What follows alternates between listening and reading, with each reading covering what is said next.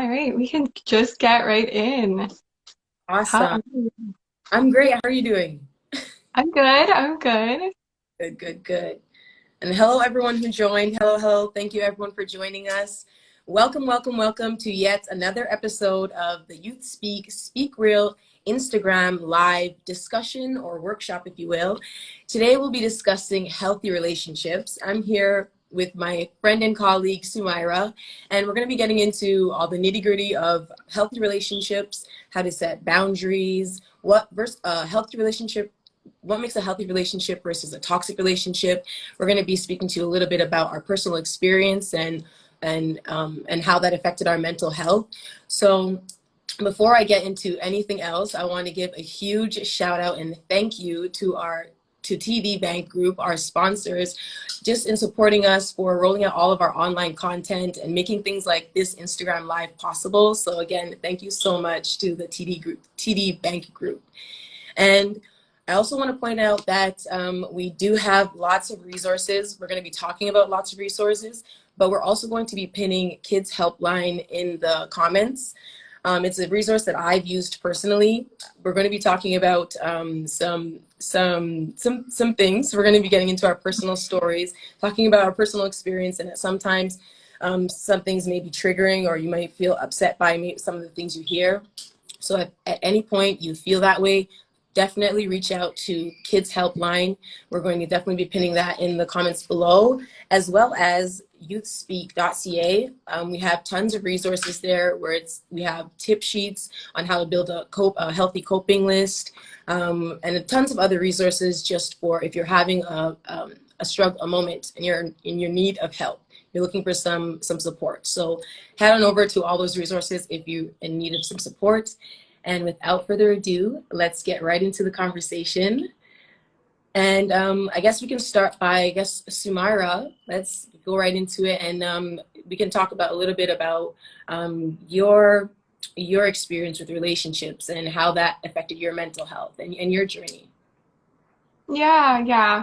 So I guess for me, it started back in high school. Just my whole relationship patterns. I think in high school, I was always in a rush to get into relationships. I don't know why I felt like they were so important. And when I saw people get into them, it's like, oh, like it's like this whole thing people talk about. And I think then I always wanted to be in one. But in high school, I never was in one until after. And during that period, I felt like, okay, nobody wants me. And this feeling of like self-doubt.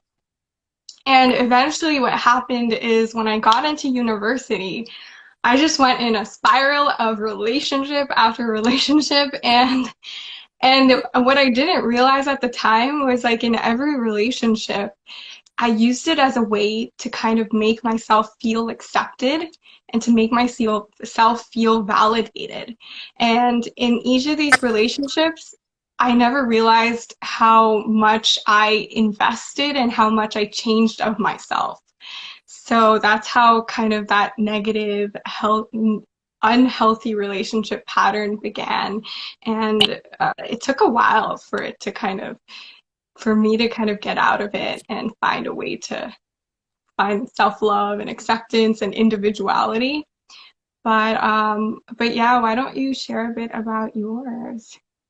Yeah, no, I definitely can relate to that. When you talk about that codependency and and trying to find yourself, I guess in relationships it can be really easy to sort of get wrapped up in that relationship and the and feeling of just wanting to be with that person all the time. So you kind of become one, and it kind of can get easy to get wrapped up in that. So I definitely resonate with that, and that was a lot of where my relationship or my experience was like as well. I found myself getting into lots of toxic relationships. Again, same thing you said, just because not having that core self-love and having that my own self-identity at the time really allowed me to just really have that low self-esteem and not being able to set those healthy boundaries and allowing myself just to be treated very, very poorly. And that definitely took a huge toll on my mental health. And thank God now I'm able to recognize. Now I'm able to put those boundaries in place, and I've learned so much since those relationships. And now I can recognize the signs of a healthy relationship versus a toxic relationship, for sure. Definitely, I resonate with you a lot on that. I find when you're so in it, it can impact you in so many ways. And for me, like it impacted my mental health because I felt like when you're in a relationship, oftentimes you feel like that person is going to help you and take all that pain away and help you through your depression and just make you feel better. And that's what was happening a lot for me was I felt like I put all that weight of my own mental health and just put it on the relationship, hoping that it would help me. But Absolutely. yeah, yeah.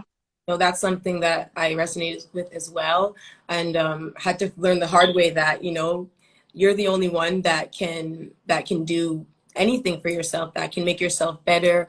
You're the only person. You have the power within yourself, and you're right. A lot of the times, I found myself sort of resting my issues on my partner's back and expecting them to be there for me, and I had to find the hard way that ultimately I had to be there for myself first. That's the most important thing. Find the strength first, and then and as well as communicating, finding the strength first, but then communicating what it is I needed from my partners, and again setting those boundaries. Mm-hmm. Now, codependency is something that's talked about a lot when it comes to relationships.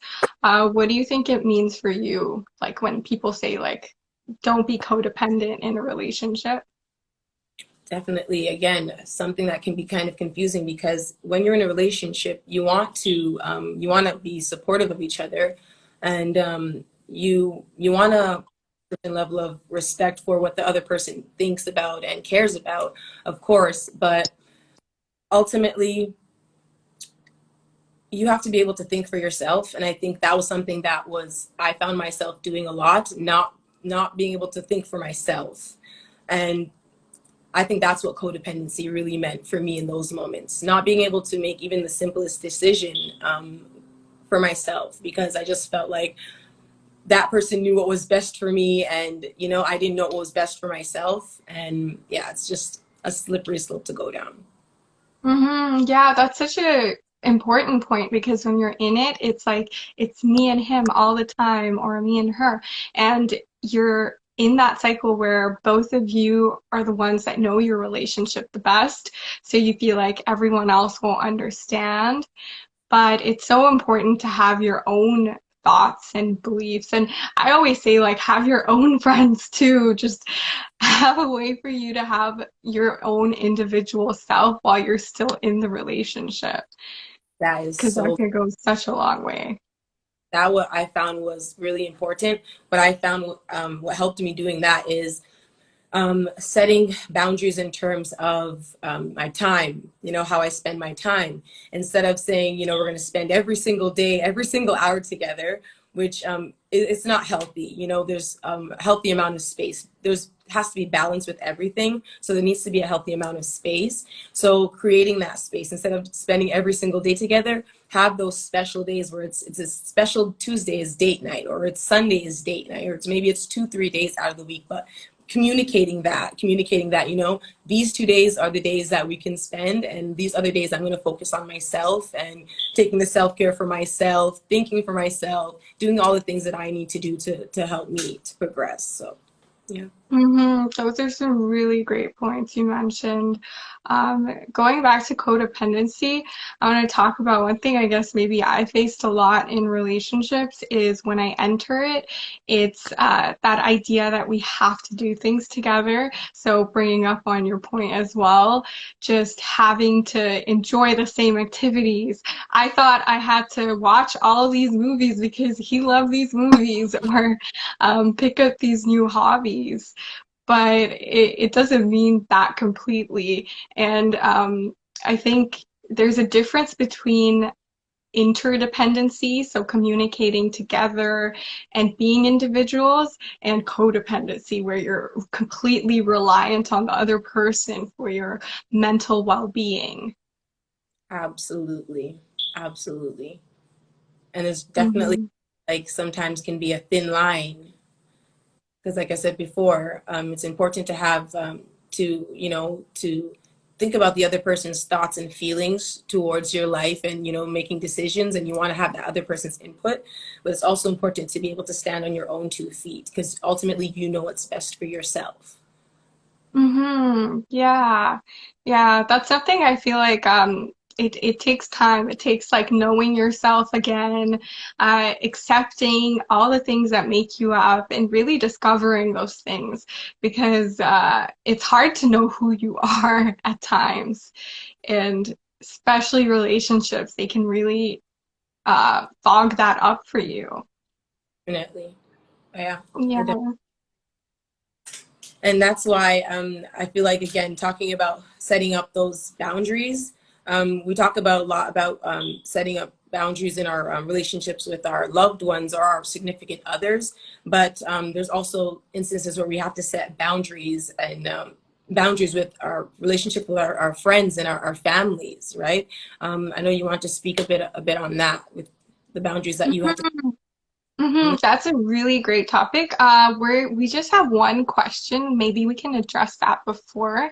What are some signs it's becoming toxic? That is a So, do you want? question. Great It's a question. great question. Yeah. For me, there are definitely things that we call red flags. And I mean, I feel like sometimes, a lot of the times in the beginning of the relationships, the little things that kind of itch at the back of our neck and we kind of ignore, those are the red flags. And I feel like there's definitely a few red flags for me. One thing for me is um, not having mutual respect.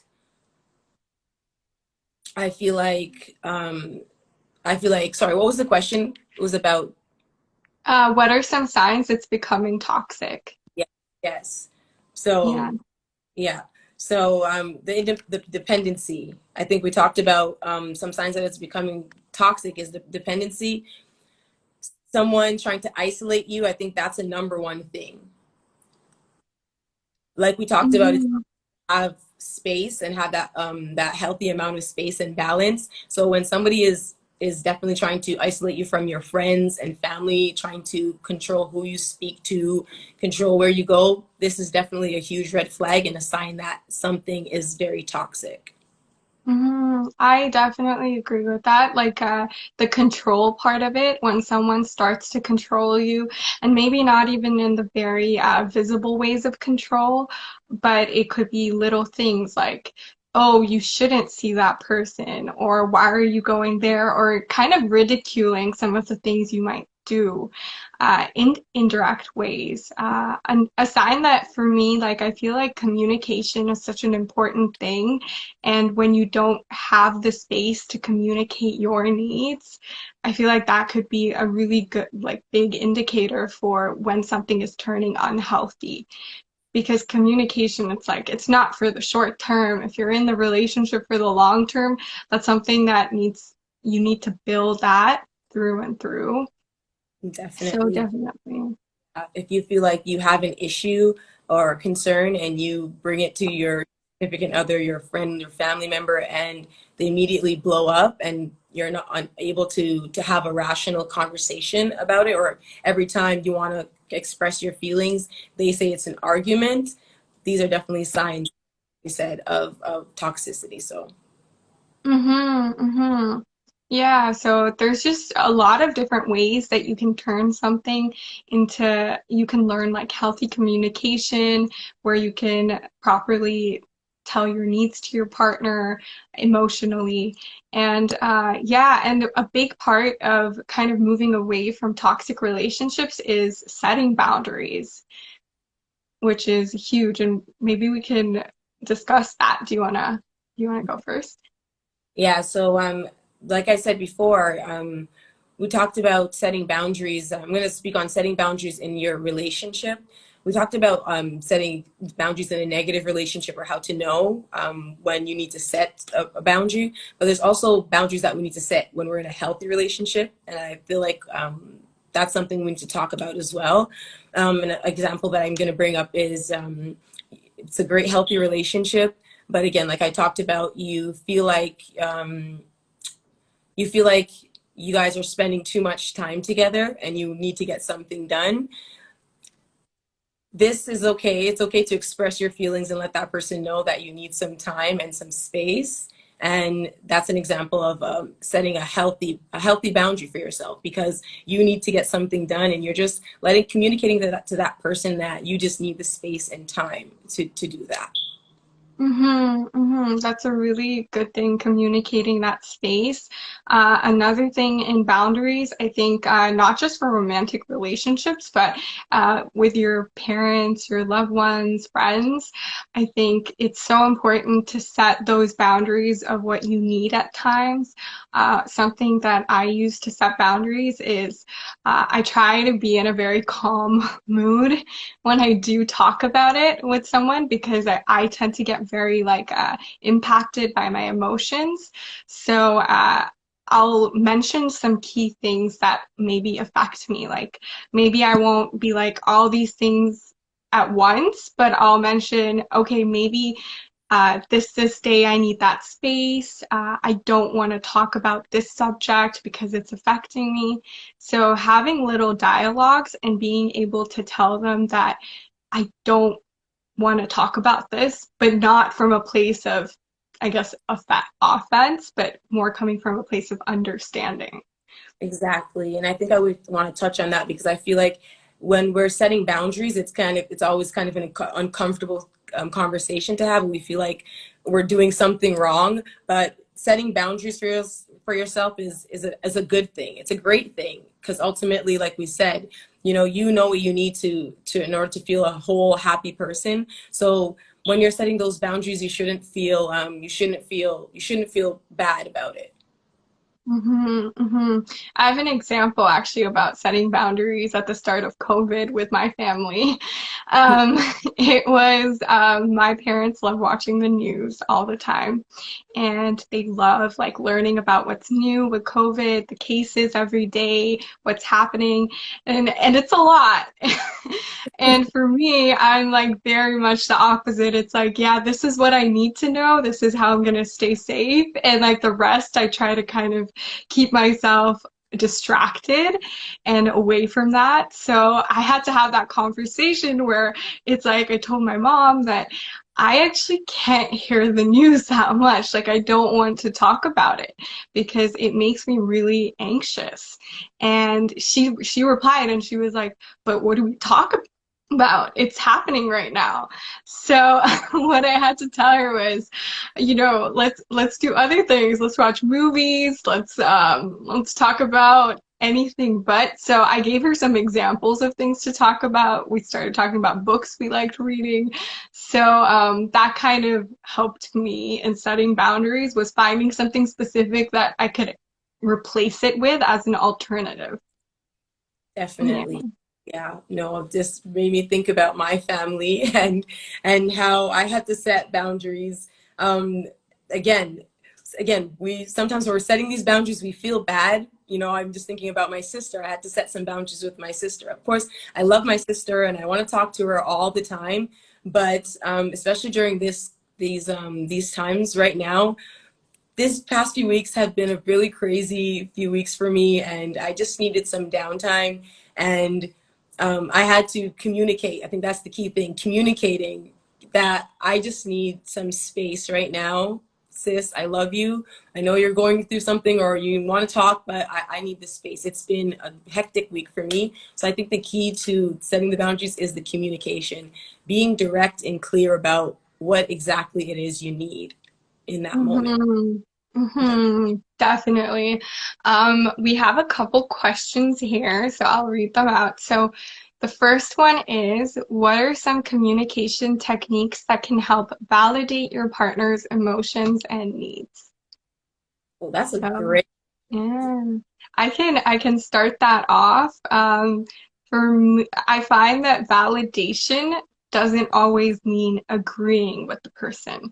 So I feel like those are concepts that kind of is like, oh, but I don't agree with them. So why should I validate them? But I think validation is just assuring them that their feelings are real, what they're feeling, and it's okay to feel that way, even if you have differing opinions. So I always like to talk from a feeling perspective. So if we're going through like an argument, it's like I am feeling really hurt by that and that, and or if it's like validating their emotions, then you're just like, I really uh wait, sorry, but when you're validating your partner's emotions, usually it's coming from a place of understanding, letting them know that you're there, you hear the feelings that they're feeling, and reassuring them that it's okay to accept those feelings. Exactly. I mean, this, I would just a little the same thing. Just letting them know that I feel like you don't always have to, sometimes we feel like we always have to agree with every single thing that our partner is feeling in order to validate what they're saying, but that's not necessarily true. You can, like you, Samara said, just letting them know that you hear what they're saying, and you will take the time to understand. You're going to be taking the time to actually understand. And a huge part of that also is letting them speak when they feel like speaking. So whenever they're ready to talk, and letting them express themselves and just listening. So openly listening to whatever they have to say. Definitely. So we have another question. It says, can you talk a little bit about validation in relationships? Mhm. Validation in relationships. I guess I would ask the person to elaborate a little bit more. Validation in relationships. So I can talk a little bit about just for me what that validation was and what it kind of turned into. Because I used to go from relationship to relationship, and I think that used to validate, my feelings of self-worth. I used to feel like I was accepted, I was liked. Became obsessed with this idea of being liked by people. And that translated in my relationships. And what I realized was that it's because I didn't validate myself. I think it's good for partners to validate each other as long as that's not the only person validating you. As long as you're also able to self validate yourself and being able to support yourself in the relationship. Beautiful. Yeah, that was so beautifully said. I feel like I was even like, yes, yes. I was feeling like, yes, I'm feeling the knowledge and I'm like soaking it in like, yes, I'm going to take that with me, drop that down for sure. I have a comment here. It says, trying not to get defensive and take it personally. And that's just such a great piece of advice. Absolutely. Yeah, because who doesn't get defensive when talking to their partner about something heated? So, yeah. Yeah, Yeah, that's what I feel like. Sometimes you just have to take a step back and just calm yourself, do all the things that need to get you to a place of calm and peace, and then go into it. definitely. But I'm going to ask a question out to the those in the audience, and of course to you, Samira. What makes for a healthy relationship? How do you know when you're in a healthy relationship? hmm I can start that off, and if anyone has, I love that comment. She is the coolest and humblest person I have met. Um, yeah, so I think for a healthy relationship, one thing is the number one thing for me has been communication, constantly communicating. I would say trust. So reaching that place of trust. And I think that also comes from the interaction and communication. And the last one is being able to be yourself in it. So, Absolutely. mhm. What Um, about for you? What would that be? for me, a healthy relationship, first, number one thing is mutual respect. Mhm. And I mean that is number one thing for me, because without that core respect, everything else kind of can deteriorate from there. So even when you guys are having a disagreement, if you guys are willing to disrespect each other right off the bat, it's going to go downhill. So for me, that is number one: a mutually respectful relationship. The communication, of course, I feel like communication is key. Being able to speak to my partner about whatever it is, I mean, whatever it is under the sun, whether it's a very complex issue that I'm dealing with, or it's just like what I had for breakfast. Just being able to talk openly and freely and honestly with my partner, which brings me to my next point is trust. I feel like trust is at the core of love. At the core of love. Without love, there's no trust. Without trust, there's no love. I think they just go hand in hand. And if you can't trust your partner, if you have a feeling of just always looking behind your back, thinking of just if you cannot trust your partner, I feel like that is the number one thing that makes for an unhealthy relationship. So trust. You have to be able to trust. Mhm. I think those are some really key parts of it. And building on that trust, like one thing I've realized is that trust is such a long process. It can be obviously the quickest process ever, but it is something that is so multi-layered and you can just constantly develop it through the relationship. But it's definitely building that base of trust and then going off of it as well. Um, we got some more comments, which is one was I really like is feeling safe to express and ask for what you need without fear. So that's a great point. Thank you so much for that because it really is. It's a very important thing to take away. To allow your not only yourself to express, but for your partner to also express. Definitely. Mhm. Definitely. Yeah. Apologize. I Um, missed some of the comments. I'm for some reason they're frozen, so yeah, I'm not seeing comments. But yeah, I'm sure it's a great. I'm sure there's lots of great things happening in the comment section. I can read it out. Another one says that to be yourself and supporting each other no matter what, love, respect, communication, and trust. So those are really amazing. Definitely, we both feel that way too with that as well. We have another question as well. It is, what if your partner is checking out and how can you reinvigorate that space of communication? That's a great question. For me, Mm-hmm. if my partner's checking out, or if I feel like my partner's checking out, first thing I'm going to do is open that box of communication. And of course, first of all, allow for the time and space. First Mm-hmm.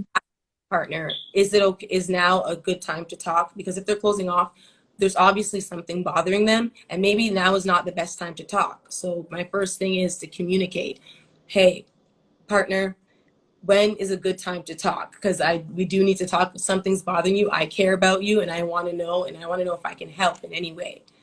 So that's always the first thing that the first way I start. Yeah, I love that. I love those 2 points. Same for me. I feel like the space, you obviously, after maybe that whole period goes away, you can both talk about ways to address that specific issue. Like, what if the person closes up? You can talk about giving space and even your partner when they're kind of out of that bubble they can reach out to you as well and express their needs and being like, okay, I'm ready to talk. So that open communication, but definitely giving space and then knowing when you can bring that up again. Definitely. Hmm. Yeah. So I have, maybe we can talk about one more question, uh, maybe about COVID and relationships. How has COVID impacted your relationships, Lolita?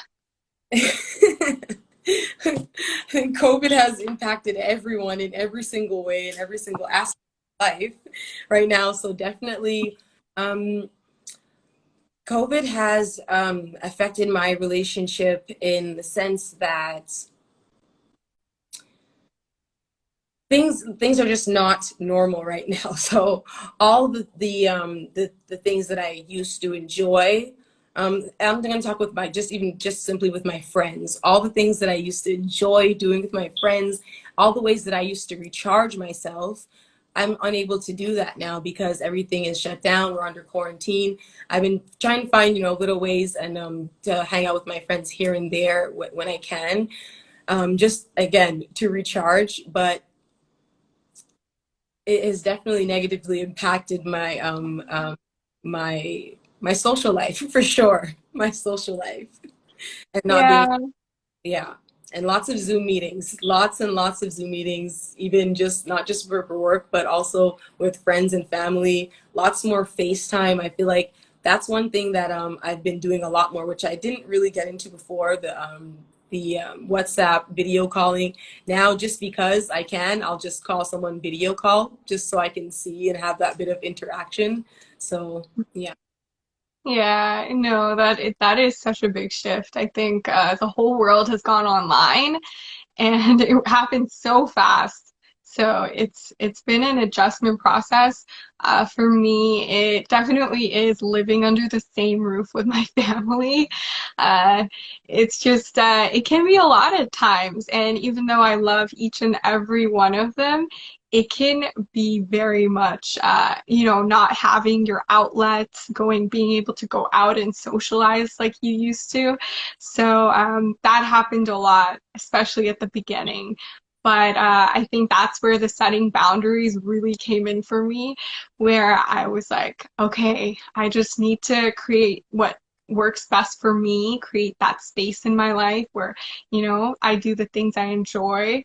And right now, I think it's been good because the friends that, I really want to get in touch with, like FaceTime, Zoom, all that is there. So that has really helped. Definitely. Mhm. Yeah, so over here we have comment, which is, uh, yeah, so in COVID, so relationships, they either, you either get closer or you kind of walk away from each other.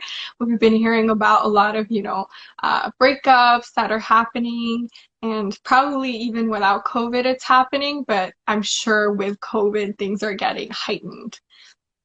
Absolutely. Hmm. Ending Hmm. all that time in close proximity with your loved ones, there is there's no space. There's no space, right? And like we talked about before, the space is so needed. So I feel like that's the number one thing that has been affecting everybody during COVID. While I think it's a double-edged sword, while we want to have that human connection and we're missing that, we're also I guess in a space where like some of us are having too much human connection. So we're I guess on either side of that during COVID right now. So Yeah, for sure. I think, yeah, definitely. And yeah, it is a good test. It's right now, there's more effort going into keeping in touch with people, and you really realize how important that connection and relationships are in your life. Um, yeah, I wanted to talk about some resources for just, relationships, finding out more about your relationships before we kind of end this session today. Um, I wanted to start off some things that have helped me personally a lot have been coming from a place of understanding different types of people. Because, we're all very unique individuals and we'll face a lot of different people in our lives that might not have the same views. So, having that respect and understanding for the differences. And I found for romantic relationships, a great thing that I took is the love languages. So Definitely. the Dr. Gottman's Five Languages of Love. Yeah, have you ever taken it? I've read, yes, I've read it, and I recommend it for every single person who's watching right now. If you want to learn more about how to how to have a successful relationship, how to move in a relationship, about healthy relationships, just learning more about love. I found that it was so eye-opening. I didn't know before I read the book, I didn't know that everybody loves in a different way, and that's not just your romantic partners, but also your friends and family. Everybody expresses their love in a different way and receives love in a different way. So it's important to find out for your partner how they receive love and how they give love.